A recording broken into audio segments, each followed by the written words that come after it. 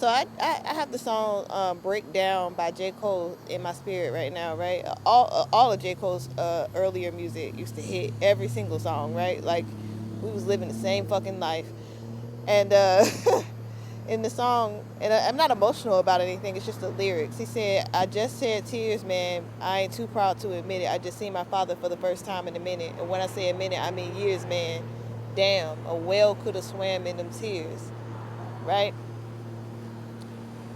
I remember I hadn't seen Buddy one time for a couple years, and I was standing on the porch at David's house on Lions Ave on Topwater Drive, and Buddy was in some type of trance, just walking down the street. He said he was on the way to a funeral. Which the funny thing about it is, my sister told me today that he was also coming from a funeral. So that's kawanky dank. But anyway, he was headed to a funeral of one of his, right hand men, like his homie, right?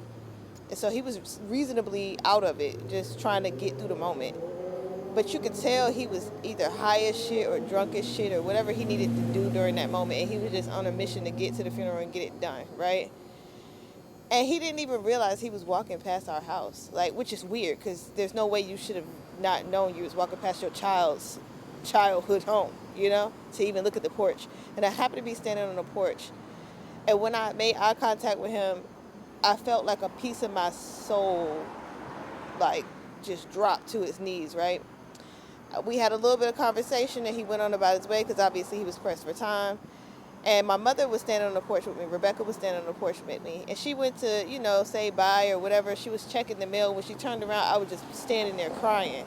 And I'm not a crier for real. So she was like, "Oh my God, what's wrong? What's wrong? What's wrong?" And I was like, "He looks so bad. He just looks so fucking bad." Like, for the first time in my life, I couldn't dismiss the fact that, drugs and alcohol was ruining his life. It wasn't something I could disadmit anymore. Like, as a child, you look at your parent a certain way forever. You don't see the aging and all that stuff like that. And having not seen him in years, it just hit me all at once. And, she was like, "Tasha, he's, what he does and this, that, and the third, but da-da-da-da-da." She tried to console me, right?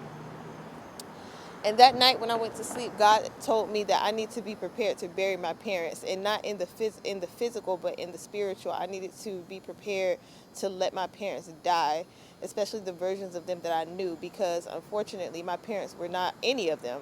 No set of my parents, not the pretend parents, the real parents, nobody was taking care of themselves the way that they should. They weren't honoring God and they weren't doing right, and I had to be prepared to law of detachment from my parents. So I absolutely feel nothing for any of my parents